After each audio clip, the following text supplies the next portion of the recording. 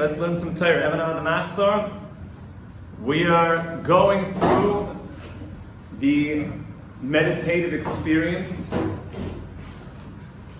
which is a life-altering, cosmic, shifting day that changes the entire course of history.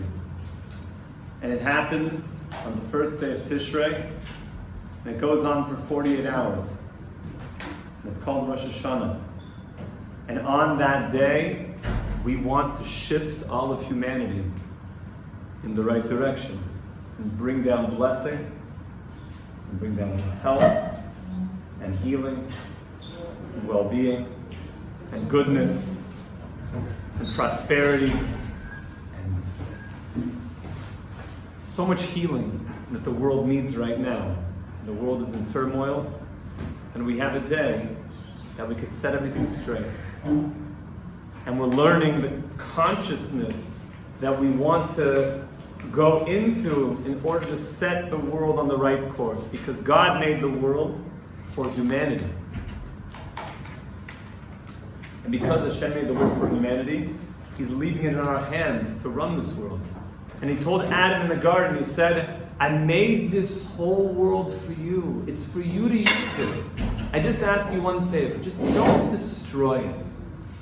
Please, do me a favor, Adam. It's all for you.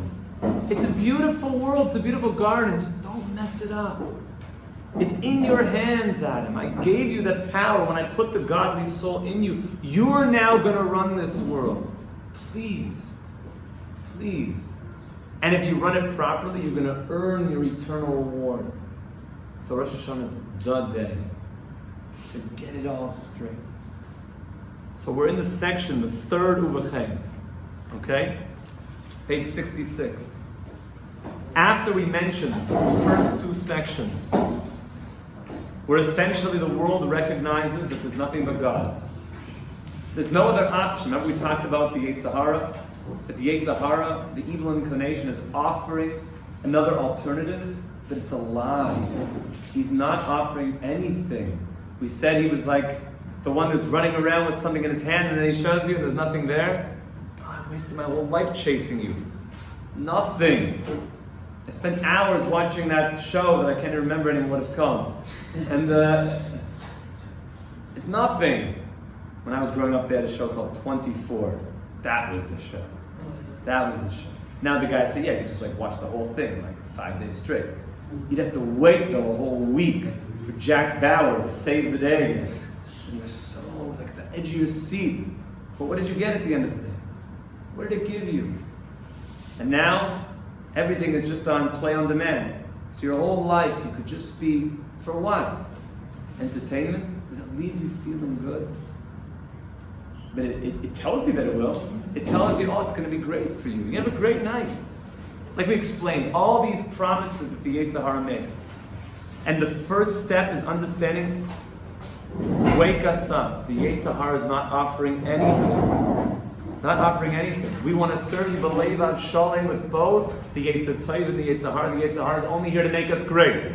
And then we explained yesterday, the Tain Kavod. Oh, sorry, Dave. Here. See right here. Tain Kavod. Give honor. Why do we say kavod? To give honor to Klal, because we want honor. What was the answer yesterday, Chavra? National honor, national pride to be restored. Is that when we become people of honor and dignity, we're like ministers of the king. They say, if this is the way the minister of the king acts, it must be the king is so great. And with that, people will start flocking back to Hashem. Restore the honor and take away the power from those that want to put down those that are speaking about God. Because all of their power will systematically dissolve. And that's what the third part is. The third part is when we've achieved that state of global consciousness, that there's nothing else that we're looking for, and there's nothing else but God. That's the only option. When we finally get to that place, naturally evil will be abolished from the world.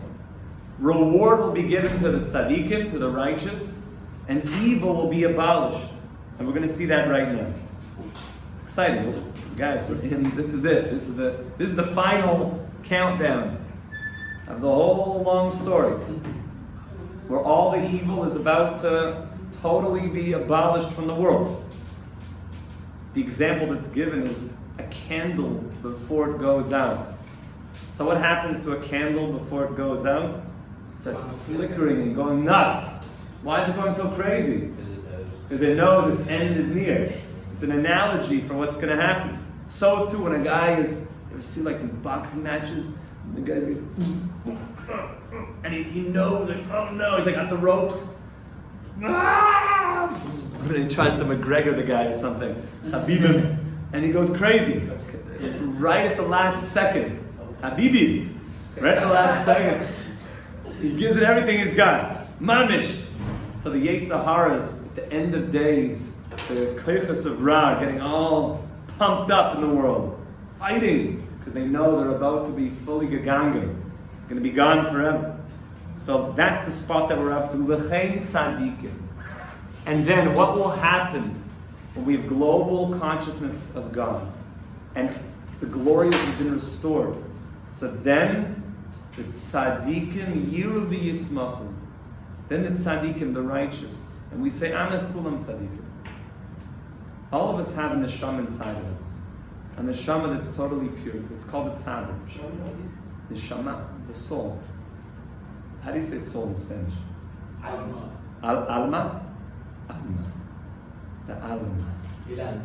El alma. The alma. The neshama, the soul inside of us. Is the soul inside of us a tzaddik? Yeah. Of course it is. Does it do anything wrong? No. Doesn't do anything wrong. It's only our Yetzer Hara that does things wrong. But we make our choice, and you know, our consciousness is part of our soul, and that's what makes the choice. Our consciousness, what do you mean by our consciousness? Our psyche? My ability, Our negative thoughts? Is that part of our soul? If my soul, I mean, I make my decisions, and that defines Who's I I? am. Who's I make the decision is made. My body's just carrying it out. Give me an example. You're It's in soul. line and there's a smelly guy in front of you and you're like, I'm just gonna say a rude thing to him. Who made that decision?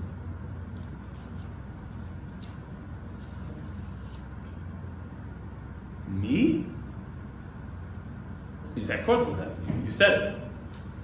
So here, we spoke about this a lot in our Tanya classes, and we'll speak about it more this year. You have two souls. You have a godly soul and an animal soul. The godly soul is your intuitive piece of God that only is good. It would never say such a nasty thing to the person. The animal soul wants to say all sorts of nasty things and do all sorts of instinctive animal-like behaviors. You are the one that chooses between the two. So then what am I? It sounds like I'm neither. No. You are the godly soul, but in this world you're not so aware of it. The you in this world is the ambition and the ability to choose between the two. To the degree that you chose in this world your godly soul, that will be the degree that you will be identified with the real you for all eternity. And now it won't be just a godly soul that was given to you. It will be a godly soul that you earned by identifying with it through your actions. Yeah. And then David, yeah. No, yeah. Do a lot of things that aren't good for your neshama. You don't clog it up like this. So the answer is you do, but you don't clog it. You cover it. You cover it. When a person does, I don't like this word, sins, it sounds too not nice. Well, averis. A person does things he shouldn't be doing, and most of us know what that is. So it desensitizes him from his soul. So what happens? The guy does one thing, and then he felt a little bit bad, and does it again. Third time, okay, 30 minutes. Fourth time, fifth time. I can't even stand saying these things. I'm so sorry. But people look at certain things and they say, I would never look at those things. And then he looks at something that he shouldn't look at. And then all of a sudden he's numbed. So, oh, look at something more exotic. And then before he knows it, he's looking at things that he couldn't, horrible, disgusting thing. And he said he would never do that. But what happened? And he meant it when he said it in the beginning. But little things started to clog up and prevent him from feeling his soul. We're not talking about anything physical, we're talking about conceptual, spiritual reality, which is much more real than anything else in the world. When a person does sin, I'm just using that word to help us, that we're on the same page, avera, he becomes less sensitized to the soul. And then it just goes on and on and on and on. Chas v'shalom. But when a person does mitzvahs, he peels away those layers, in the language of Kabbalah, those klippas. He peels away and he starts identifying with the soul more. That's why a person comes to yeshiva, you know what starts happening? Because it's so classic. Guy comes to yeshiva, he starts identifying with his soul more and more and more. Besides the fact that there's kosher food just pumping through this place, Ramadan's hooking it up over here, our head chef, unbelievable. And kosher food, and he's just going through the system. And he's becoming sensitized to mitzvahs. All of a sudden, 6 months later, he goes to visit, maybe some of the old boys, the old stomping grounds. And one of the guys says, "Oh, yo, you beep." It's like, oh my goodness. Oh, what's up with you? Like what? Oh, you beep it. Oh, stop it already, stop it. I'm just saying, the guy's so sensitive that cursing, you can't handle it. And the guy said, what do you mean? You were the worst out of all of us. You were Mr. Cursor. And I said, I know. When my soul was covered over, I didn't feel like there was anything wrong with it. But now that my soul is more revealed, I feel like that it's like knives. That's how it works. That's how it works. So as we become, it doesn't mean you can't walk down the streets, doesn't mean you can be a normal person, but you become more sensitive that there's certain things that you were appalled by, were disgusted by. And this starts to become more and more powerful as your soul gets stronger. Anything which is going against God becomes a rejection. Yeah. So are our neshamas like put here to like forget that they're neshamas so that they can kind of like remember and come So back? essentially, exactly what you're saying is right. In more detail, the neshama is put here and covered over by the body and your psyche and your animal consciousness and your instincts and your DNA that convinces you that that's who you are. That's why the Rosh Hashanah always says when you wake up in the morning and the snooze clock blows and you snooze and you know you got to get up, you got to do stuff today. You have to go to work, you have to come, you have responsibilities, and you say the following, I'm so tired. In Yiddish, I can't get up. What is it? I can't get up. You have a really important day. You have responsibilities to do. There's things that you have to, and you want to get up. Shabbos. I can't. You had 8 hours sleep. Come on, let's go. The best of the guy gets up, he's like, yeah, no, I'm up. I'm sitting up. I'm up. The guy walks out, I'm up. By the way, never believe a guy says, I'm up, and he's still sitting in bed. I'm up. Just waiting for you to walk. Hey, are you sure? Yeah. Do not believe that man. Or woman, whatever. Just make sure that out of bed. I usually like to bring the guy the Negelwasser, wash his hands. That's already like once you wash your hands, it takes off the evil spirit, and you're on a different wavelength at that point. So yes, the soul is put here and covered over, and after Adam ate from that tree, the evil inclination became internalized, and you actually believe that it's you. You think that you're just an instinctual being. The real you is the godly soul. Now, why did Hashem set up the world in this way? That you could earn your perfection and not just be given it. Otherwise, it would have been bread of shame. What do we like better? This is so rudimentary. To be given a handout or to work hard for it? We all know that. So you might say, so if the whole purpose that God wanted to give us the maximum pleasure is that you get the most pleasure when you work for something, and not when it's a handout. Well, can't God make it that in our psyche we won't feel the shame of just being given something, and we'll feel as good as if we worked for it? Someone asked me this, but I didn't know this guy. Right? Not a bad, famous philosophical question.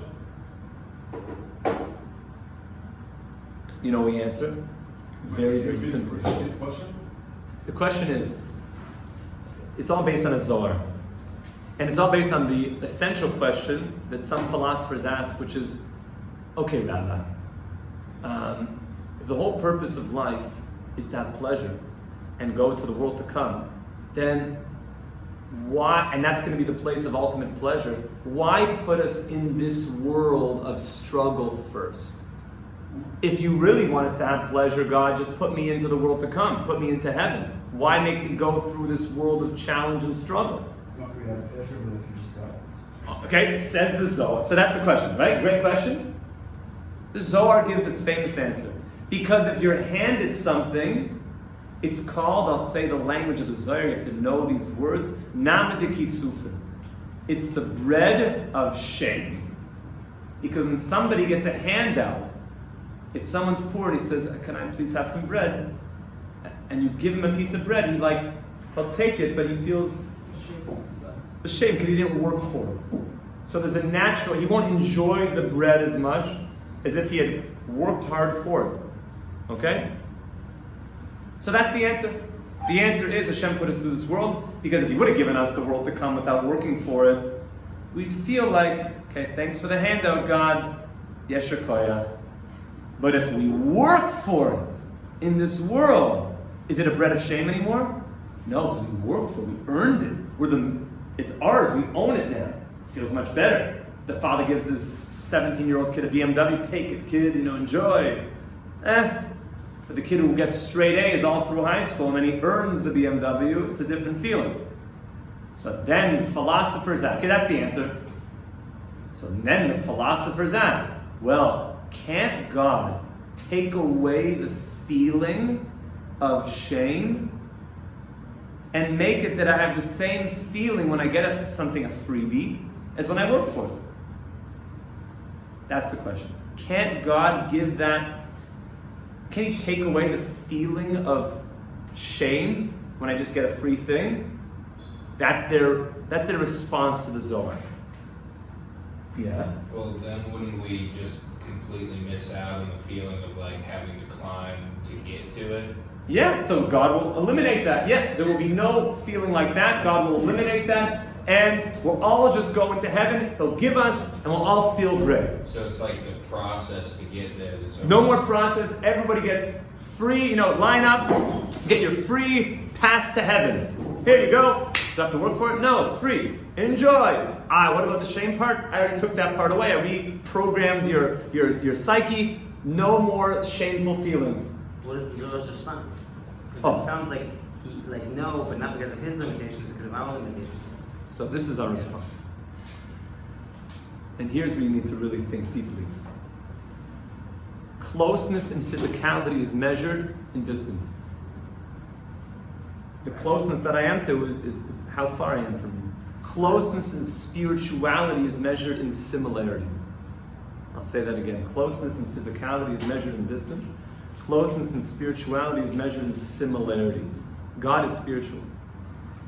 Therefore, how do we become close to God and have a relationship with God? Judaism is not a religion, it's a relationship. By becoming more similar to The Him. only way I can become close to God is become similar to God. Now, what do we know about God? Did God give? Did God receive anything? Is He needy? Did He take any handouts? Or is He completely independent and He's the master of His perfection? In the language of the Ramchal. God is the master of His perfection. The language is Baal Hashlemus. He owns and is the master of all His perfection. It's not given from anything external. So if I want to be close to God and have an eternal relationship with God, I can't be somebody who just takes handouts. It wouldn't work. I wouldn't be able to have that relationship. So what does God do? He sets up a world where you can earn and work and become independent and the master of your perfection. Because you earned it. You became the master of it. You become like God, and therefore you can be similar and be close to God for eternity. That is the response of the philosophers. It's solid. Usually the philosophers, you have to really just teach them some Kabbalah, and then, you know, They're really just thinking. and they'll get it. You know, have a nice, shot of wheatgrass together, maybe a good espresso, and learn some Kabbalah, and then it'll start to make sense for them. Yeah. Their question in the first place is really still thinking on a physical and finite level. It's They're thinking missing it feeling. It's completely on a narrow viewpoint. Here we're talking about what is the relationship of the world to come in the first place. It's about connecting to the infinite, and therefore to be like the infinite. The infinite we know is independent. Hashem set up a whole world where we can become like Him. That's why He put us in this world, to become like God. And that's what it means that the tzaddikim, all of us are the tzaddikim, we all have this point inside of us. And on Rosh Hashanah, it starts coming out. And we're getting ready for it now. B'ezrat Hashem, we should be zoicha, chevra, just keep getting ready. You guys are doing all the work. You're doing the work now. That we're going to have infinite relationship with God. B'ezrat Hashem, we should feel that amen to amen. Amen. A wonderful day. Kol Tuv. Kol Tuv. Kol Tuv. Great.